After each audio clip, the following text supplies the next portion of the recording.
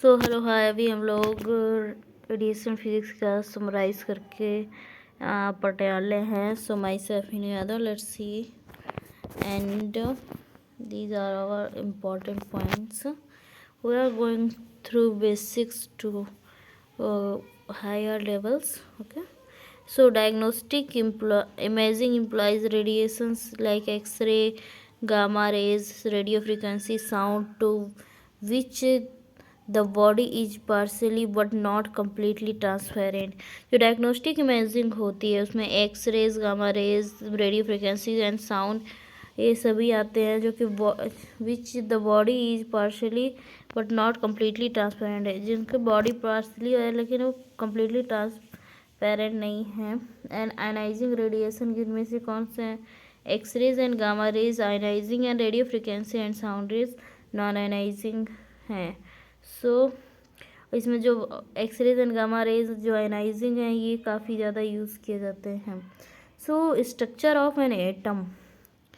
So atom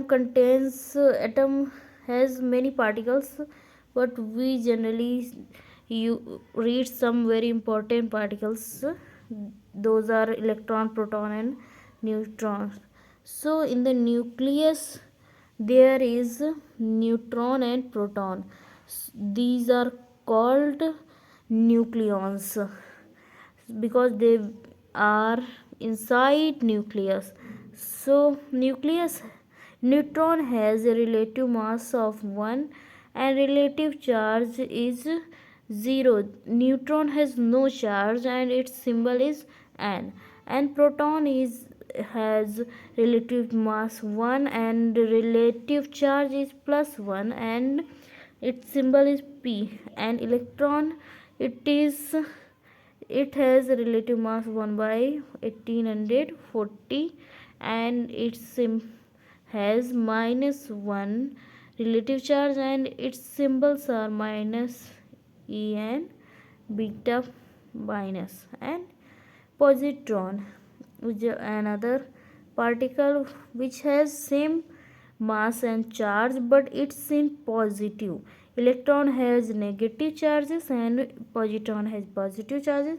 It also have same mass relativity 1 by 1840 and +1 its charges. It's positive and electron has -1 charges and its symbol is +E and plus beta. And alpha particle has relative mass is 4 and इसका जो charge है +2 है and its symbol is alpha.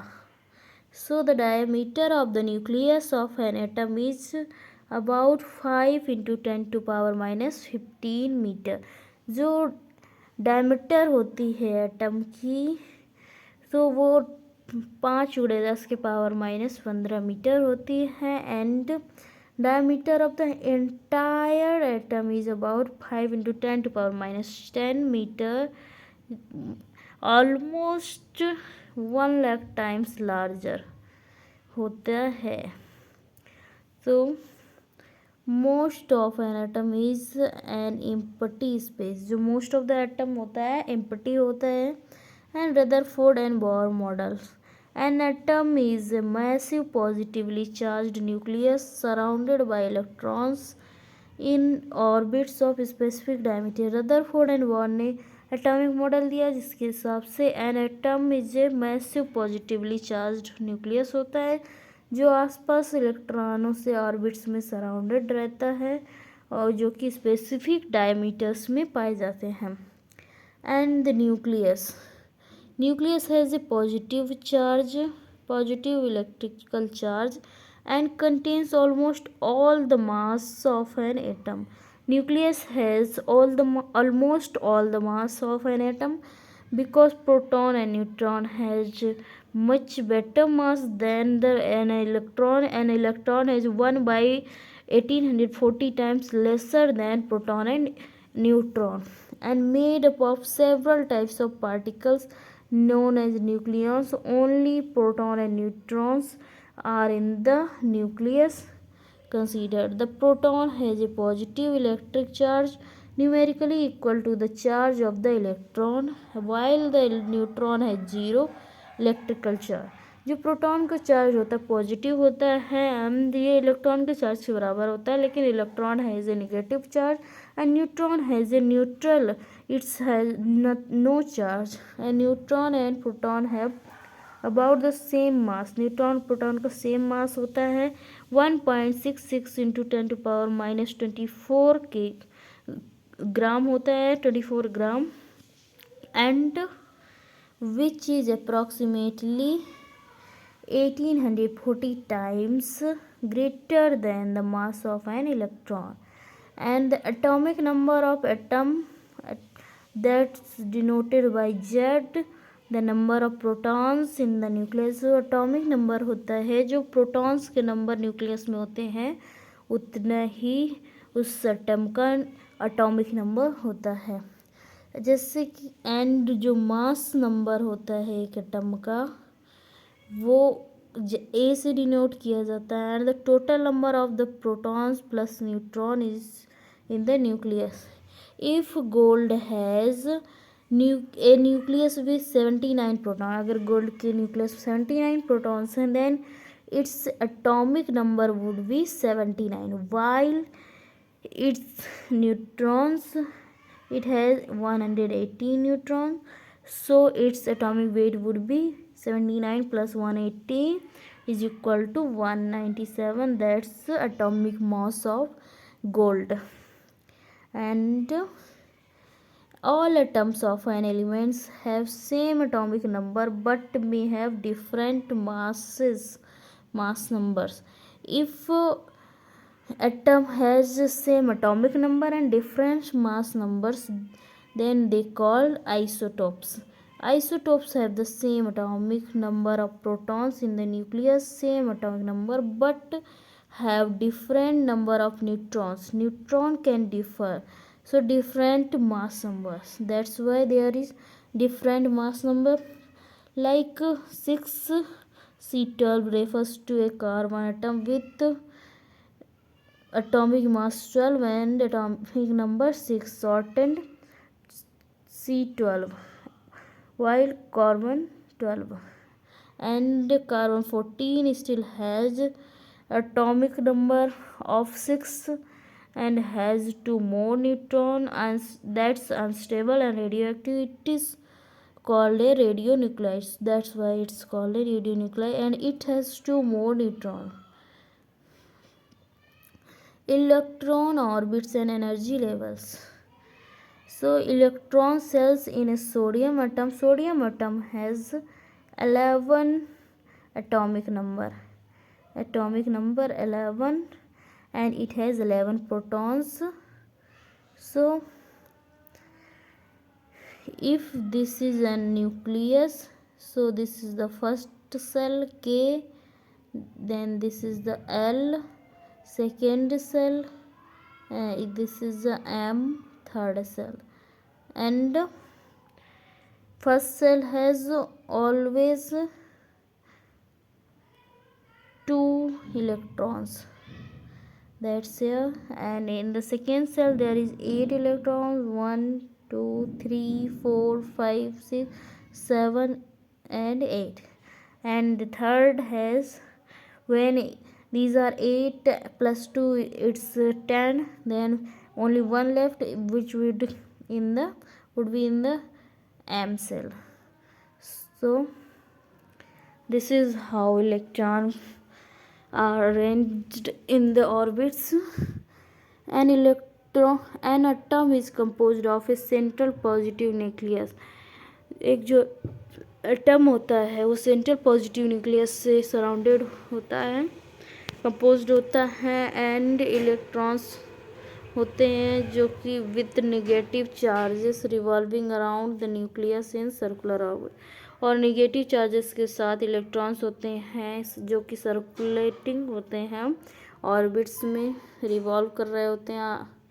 And a neutral atom contains the equal number of protons and electrons. जो neutral atom होते हैं उसमें equal number of protons and atom electrons होते हैं. Electron orbits are designed by K, L, M, N, O, and so on.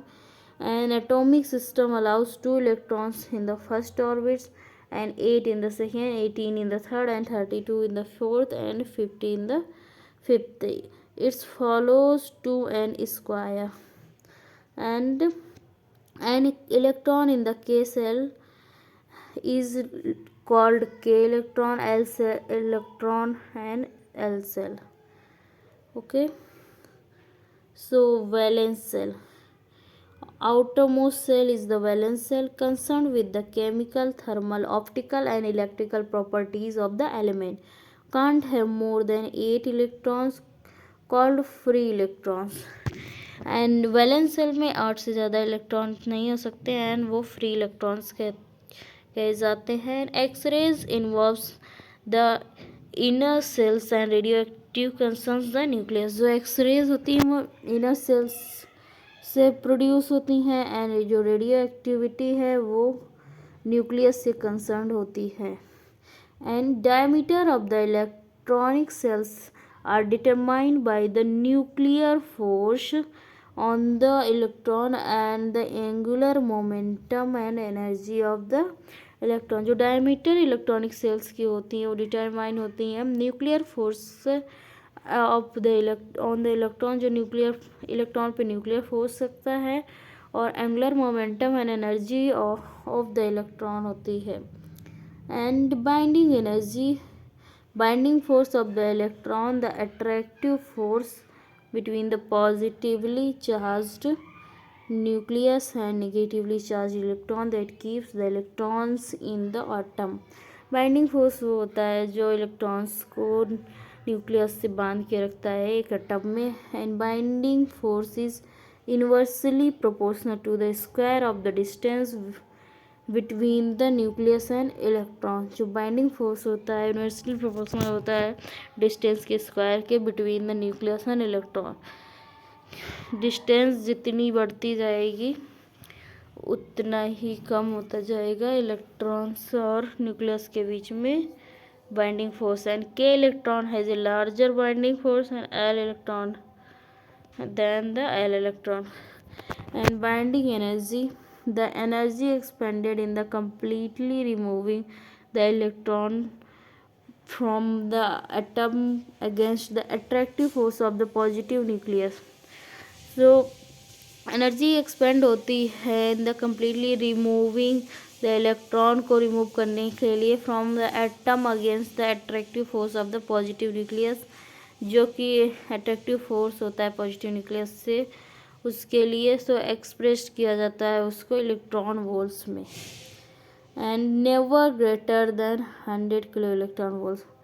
जो होता है binding force या बाइंडिंग एनर्जी वो कभी भी 100 किलो इलेक्ट्रॉन वोल्ट से ज़्यादा नहीं होती है. And binding energy depends on the shell. K shell की बाइंडिंग एनर्जी ज़्यादा होगी एल से, एन एल की एन से ज़्यादा होगी. And the element atomic number जितना ज़्यादा होगा बाइंडिंग एनर्जी भी उतनी ज़्यादा होगी किसी भी एलिमेंट की. In the case of tungsten के केस में जिसका एटॉमिक नंबर 74 है the binding energies of the different shells are. इन जो डिफरेंट सेल्स की बाइंडिंग एनर्जीज हैं वो के सेल की है 70 टंगस्टन में, एल सेल की 11 एंड एम सेल की 2 किलो इलेक्ट्रॉन वोल्ट है.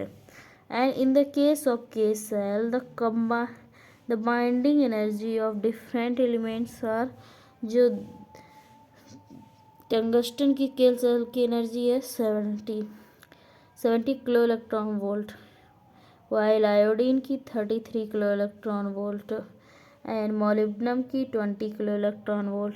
आयोडीन का एटॉमिक नंबर है 53, मोलिब्डेनम का 42 एंड कॉपर का एटॉमिक नंबर 29 है. एंड इट्स की बाइंडिंग एनर्जी जो के सेल की बाइंडिंग एनर्जी जो है वो है 9 kilo electron volt. And an electron can not have any more और less energy than shell energy. किसी भी इलेक्ट्रॉन में ज़्यादा या कम एनर्जी नहीं हो सकती सेल एनर्जी से. बट इलेक्ट्रॉन में jump from one energy shell to another higher और लोअर एनर्जी सेल। जो इलेक्ट्रॉन होते हैं वो जंप कर सकते हैं वन एनर्जी सेल से दूसरे एनर्जी सेल में, हायर और लोअर एनर्जी सेल में भी। And electron movement to a lower energy shell results in the emission of the energy. अगर इलेक्ट्रॉन एक लोअर एनर्जी सेल में जाएगा तो उसमें इमिशन ऑफ द एनर्जी होगा, एनर्जी निकलेगी। And emitted energy is equal to the difference in the binding energy between the two shells. और अब जो एनर्जी निकलेगी वो दोनों सेल्स के बीच में जो बाइंडिंग एनर्जी है उसका डिफरेंस होगा। जैसे अगर कोई एल सेल से, इसमें अगर देखें कि ये के सेल का इलेक्ट्रॉन एल सेल में जाएगा तो इसमें 70 - 11 तो ये बनेगा 59 60 एंड 59 किलो इलेक्ट्रॉन वोल्ट की एनर्जी इमिट होगी। And the energy may take the form of an X-ray photon, और एक्सरे फोटोन का फॉर्म ले सकती है energy. In electron movement to higher energy absorption of an X-ray photon. जो electron movement होता है टू ए हायर एनर्जी तो उसमें एब्जॉर्प्शन होता है एक्सरे फोटोन का। जब कोई इलेक्ट्रॉन हायर एनर्जी लेवल से लोअर एनर्जी लेवल से हायर एनर्जी लेवल पे जाता है तो उसमें एब्जॉर्प्शन हो जाता है एक्सरे फोटोन एनर्जी का। And each atomic energy shell except K has sub shells of slightly different energy. के अलावा बाकी सभी के पास सब सेल्स हैं। And ionization and excitation. Ionized atom, if the one of its electrons has one completely removed ion pair, an electron positive ion, then excited atom, if an electron is raised from one cell to a further one with the absorption of energy, the atom has more energy than normal। जो एनाइज्ड atom होता है, अगर एक electron के पास completely remove हो जाता है तो आयन पेयर बनता है जिसमें इलेक्ट्रॉन और पॉजिटिव आयन रिमूव बनते हैं। एंड एक्साइटेड एटम क्या होता है, अगर एक इलेक्ट्रॉन रेज किया जाता है from one shell to a further one with the absorption of energy से, तो इसमें atom has more energy than the normal, तो इसमें एटम की एनर्जी बढ़ जाती है और इसमें एक्साइटेड एटम कहलाता है। And when it falls back, जब वापस लौटता है, energy is reemitted as a single packet of energy और लाइट फोटोन। तो एनर्जी रीमिट होती है जो सिंगल पैकेट या फिर सिंगल पैकेट ऑफ एनर्जी या फिर लाइट फोटोन जिसको कहते हैं। And electromagnetic radiation, energy travelling across empty space. Electromagnetic radiation क्या है, जिसमें एनर्जी ट्रैवल करती है अक्रॉस एम्प्टी स्पेस में। And all electromagnetic radiation travel with the velocity of the light in vacuum is 3 × 10⁸ metre प्रति second, named according to the way of production and the special properties they possess. ये way of production and special properties जो वो प्रोजेस करते हैं उनके हिसाब से उनको नाम दिया गया है। और जितनी भी इलेक्ट्रोमैग्नेटिक रेडिएशन वेव्स होती हैं वो सभी वैक्यूम में ट्रैवल करती हैं, उनको मीडियम की ज़रूरत नहीं होती है। एंड उनकी जो स्पीड होती है वो स्पीड ऑफ लाइट की होती है, और लाइट की स्पीड कितनी होती है, 3 × 10⁸ मीटर प्रति सेकेंड होती है।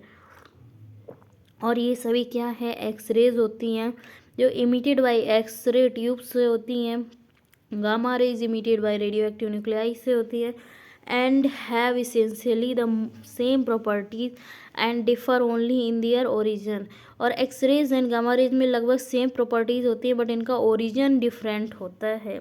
And quantum aspects, electromagnetic radiation is a stream of packet और quanta of energy. Electromagnetic radiation एक स्ट्रीम ऑफ पैकेट्स होता है या फिर एक क्वांटा ऑफ एनर्जी होता है जिसको फोटॉन्स कहते हैं, जो कि ट्रैवलिंग इन स्ट्रेट लाइन ये स्ट्रेट लाइन में ट्रेवल करते हैं। एंड वेव एस्पेक्ट्स इसके क्या क्या होते हैं? सो electromagnetic radiation is sinusoidally varying electric and magnetic fields traveling with velocity c when in vacuum. Electromagnetic radiation इस सिनुसॉइडली वेरी करती है, इलेक्ट्रिक एंड मैग्नेटिक फील्ड में ट्रैवल करती है with the velocity of light when in vacuum में, जब vacuum में होती है। दे आर ट्रांसवर्स वेव, जो इलेक्ट्रिक मैग्नेटिक वेव्स होती हैं ये ट्रांसवर्स वेव्स होती हैं। एंड जो अल्ट्रासाउंड वेव्स होती हैं वो लॉन्गिट्यूडिनल वेव्स होती हैं। With the electric and magnetic field vectors points at right angles to each other and to the direction of travel of the wave. And ये transfer wave होती हैं electric and magnetic field vectors के साथ point eight right angle पे होती हैं and each other एक दूसरे से and to the direction of travel of the wave, और उनकी ट्रेवल ऑफ द वेव की डायरेक्शन में। And this is the field strength and this is how it works, and this is the time between a complete wave, and this is known as wavelength, and this is the amplitude and distance and field strength. Electromagnetic wave field strength versus time and distance, ये field strength के versus में है and ये time and strength के।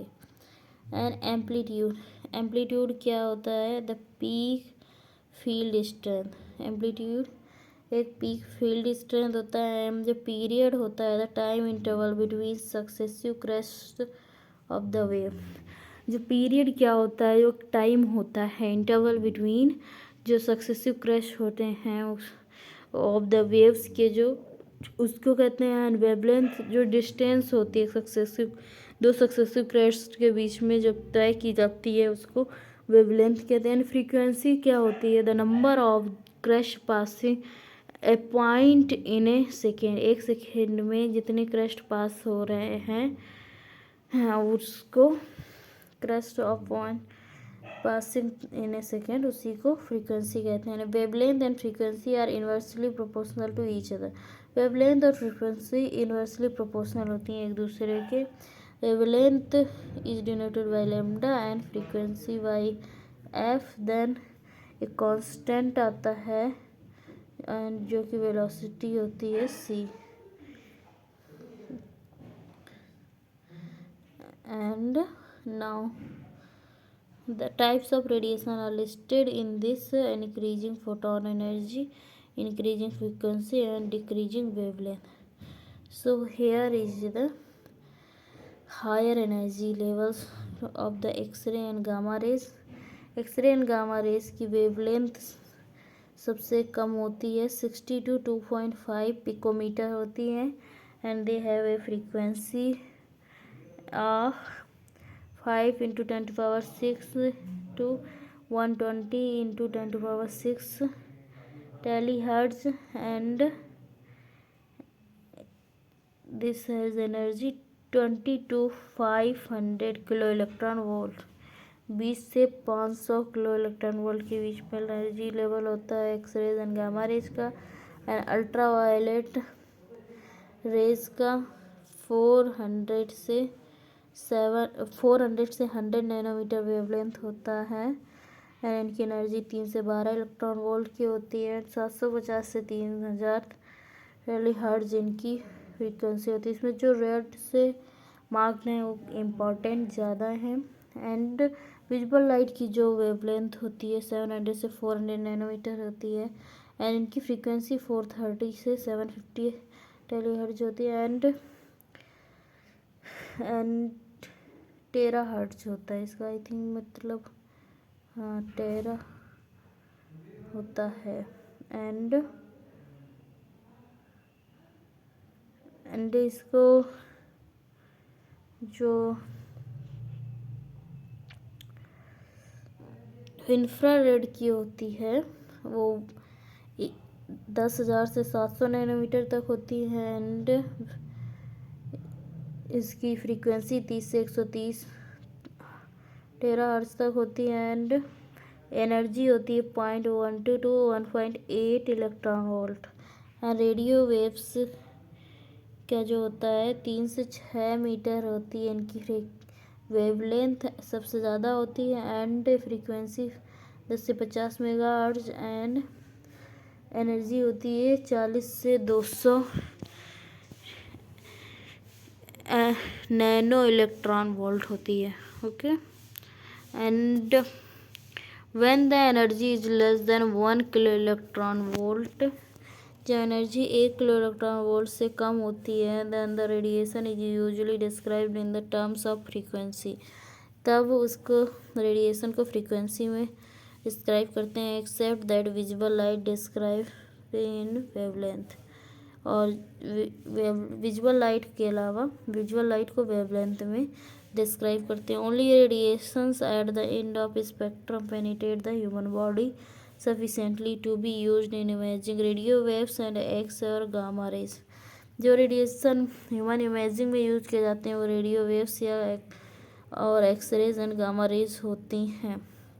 Sound is a mechanical wave not an electromagnetic wave, ये आ चुका है। सो इम्पोर्टेंट पॉइंट है एमसीक्यू में, साउंड एक मैकेनिकल वेव है ना कि इलेक्ट्रोमैग्नेटिक वेव है। Okay so let's underline it. Sound is not an electromagnetic wave but it's an mechanical wave. So phase, two objects are said to move in synchronism when their phase difference in is constant। जो दो object होते हैं उनको move करने के लिए कहा जाता है सिंक्रोनिज्म में, जबकि वो एक दूसरे से उनका फेज डिफरेंस कांस्टेंट होता है। The two sine waves in figure are out of phase, अभी हम देखेंगे। And they have a same period और frequency but the dashed curve lags behind the solid curve reaching its maximum at later time.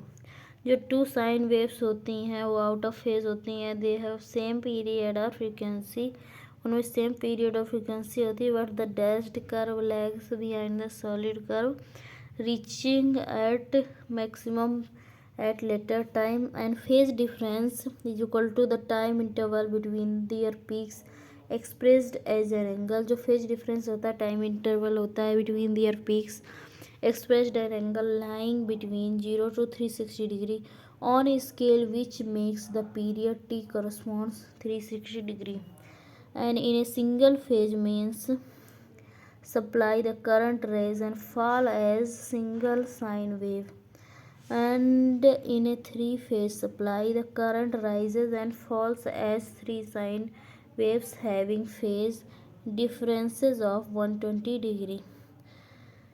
and wave and quantum theories combine। Photon energy is proportional to the frequency. जो photon energy होती है वो proportional होती है frequency के। So the constant of proportionality is called Planck's constant is equal to H F, where E is the energy photon energy and h is the Planck's constant and f is the frequency। Frequency is inversely proportional to the wavelength, so also photon energy is in kiloelectron volt and 1.24 upon lambda in nanometer। Okay,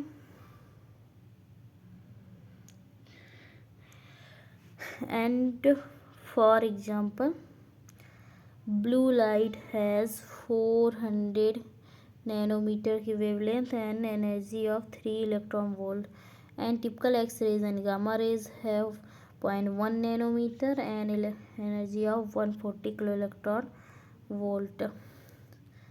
So in this image cross section of the and number of photons d is equal to photon fluence, and this is the sum of the energies d is equal to energy influence and intensity.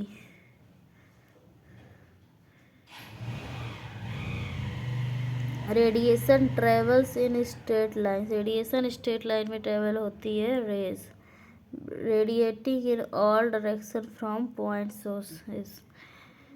जो radiation travel करता है straight line में उसको raise कहते हैं। Radiate करता है all directions from the point source. And beam is a collimated set of rays. Beam क्या है? एक कोलिमेटेड सेट ऑफ रेज होता है जिसको बीम कहते हैं। And the photon fluence at a point, the number of photons per unit area passing through the cross section in the time, and the energy fluence at the time, the total amount of energy, the sum of the energies of the all the individual photons per unit area passing through the cross section in the time. Energy fluence क्या होता है? at a time जो total amount of energy होता है, the sum of the energies of the all individual photons, जो कि per unit area pass करता है through the cross section in the time, उसको कहते हैं।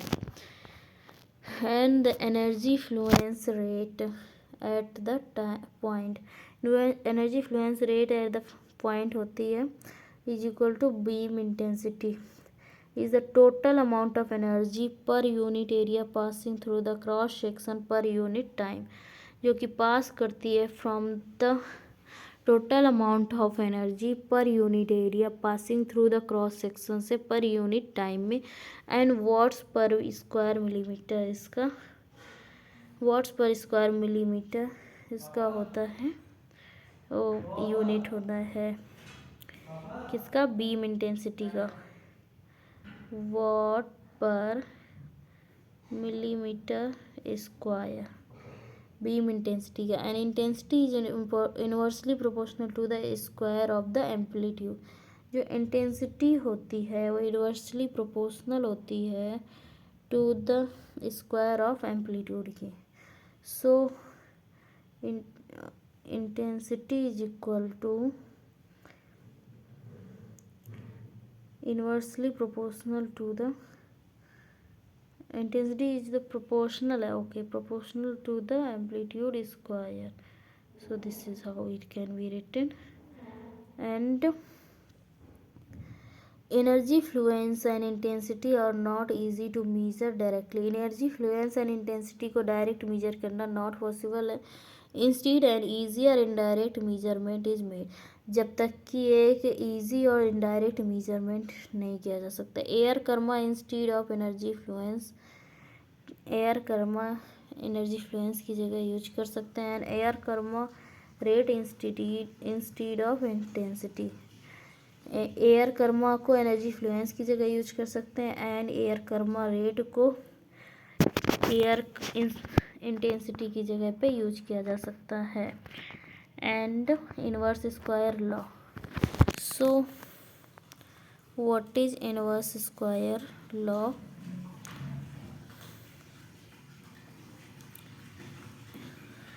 The intensity of the radiation is inversely proportional to the square of the distance from a point source.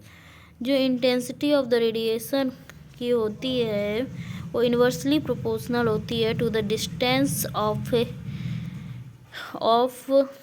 from a point of source, जिसमें कि when the distance is change, जब distance change होती है, so new intensity, so I2 upon I1 is equal to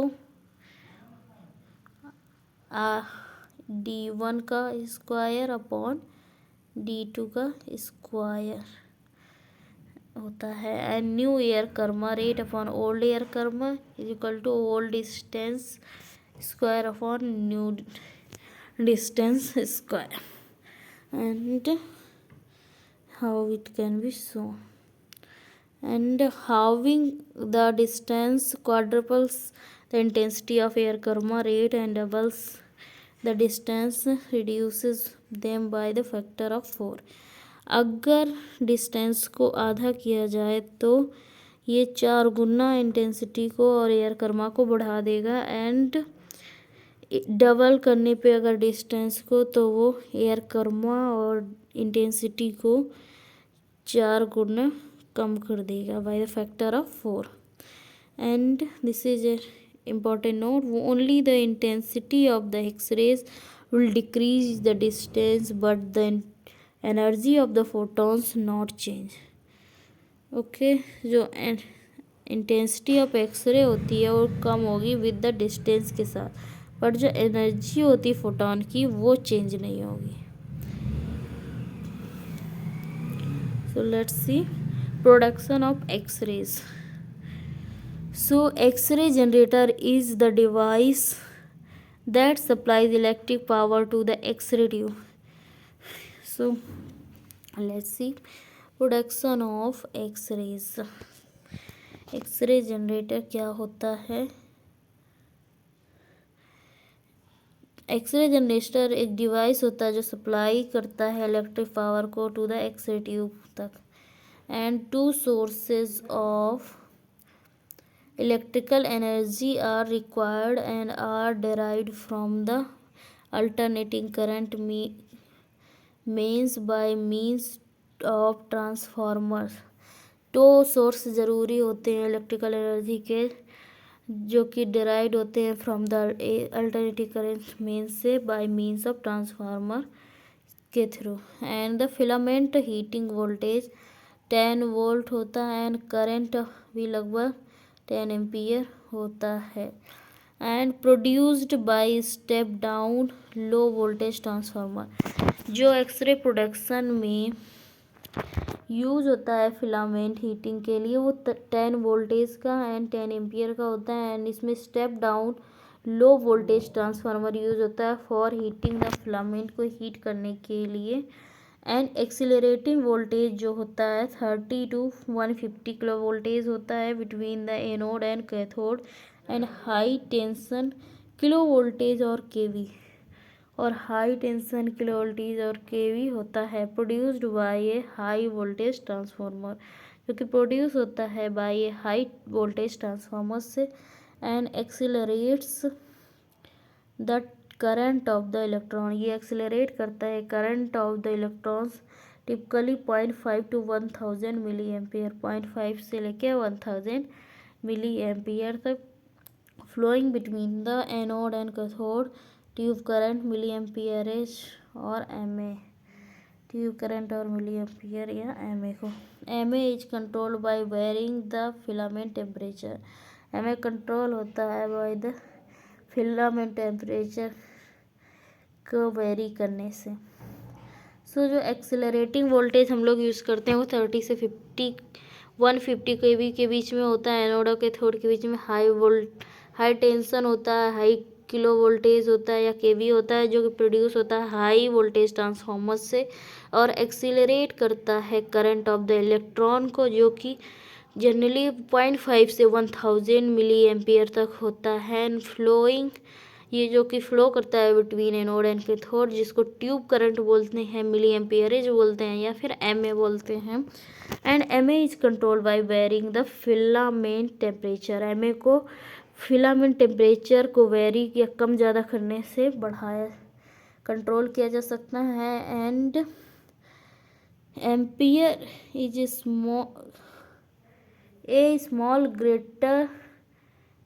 small increase in the filament temperature. अगर एक थोड़ा सा filament temperature में इंक्रीज कर दिया जाए तो वोल्टेज और करंट में लार्ज इंक्रीज होगा ट्यूब करंट में. अगर थोड़ा सा इंक्रीज कर दिया जाए फिलामेंट टेम्परेचर या वोल्टेज या करंट में तो लार्ज इंक्रीज हो जाएगा ट्यूब करंट में. And kV and M A can be varied. KV और M A can be vary किए जा सकते हैं independently in the X ray test. एक दूसरे से इंडिपेंडेंटली वेरी किए जा सकते हैं, कम या ज़्यादा किए जा सकते हैं. The anode cathode voltage KVP और केवी को एनोड कैथोड वोल्टेज कहते हैं. Waveform and rectification. Rectification क्या है? Rectification is the process of changing the alternating current into direct current. Rectification AC current को डीसी करंट में convert करने की प्रक्रिया को कहते हैं। Using an alternative current for an X-ray tube. जो अल्टरनेटिव करंट होता है एक्सरे ट्यूब के लिए यूज किया जाता है, जो कि makes electrons move in the one half of the cycle from the cathode to anode. जो कि इलेक्ट्रॉन्स को मूव कराता है one half of the cycle में फ्रॉम कैथोड से लेकर एनोड तक। In the other half cycle of the electrons with move in opposite direction. जिसमें जो अदर हाफ साइकिल होती है उसमें इलेक्ट्रॉन्स मूव करते हैं अपोजिट डायरेक्शन में, जो कि अनडिजायरेबल होता है बिकॉज हाई बहुत ज़्यादा इंक्रीज हो जाता है हीटिंग ऑफ द फिलामेंट में, एंड जो जिससे कि फिलामेंट की लाइफ काफ़ी कम हो जाती है lifetime, and would not produce useful X-rays. और ये जो होते हैं इलेक्ट्रॉन, ये यूजफुल एक्सरेज भी प्रोड्यूस नहीं कर पाएंगे। And this depicts wave form of 4 types of high tension voltage supply. Here is the 4 types of high tension voltage supply. This is the first one, and this is how it looks, and this is the second, and now this is the third, and now this is a fourth type of voltage supply. Number 1 is the alternating voltage self rectification. ये पहला alternative voltage है, ये self rectification है। And जो दूसरा है ये pulsating direct current full wave rectification single phase है। एंड जो ये थर्ड है ये कांस्टेंट पोटेंशियल को शो कर रहा है, which is steady direct current with A small ripple from A 3 phase generator. ये 3 फेज जनरेटर से है जिसमें स्मॉल रिपल है। एंड ये एक है high frequency which is steady direct current with negligible ripple. ये हाई फ्रीक्वेंसी का है और इसमें स्टीडी है, नेग्लिजिबल रिपल है। एंड डायग्नोस्टिक एक्सरे ट्यूब्स क्या होती हैं इसको अभी हम लोग नेक्स्ट वीडियो में देखेंगे। Okay, so till then bye bye, see you soon.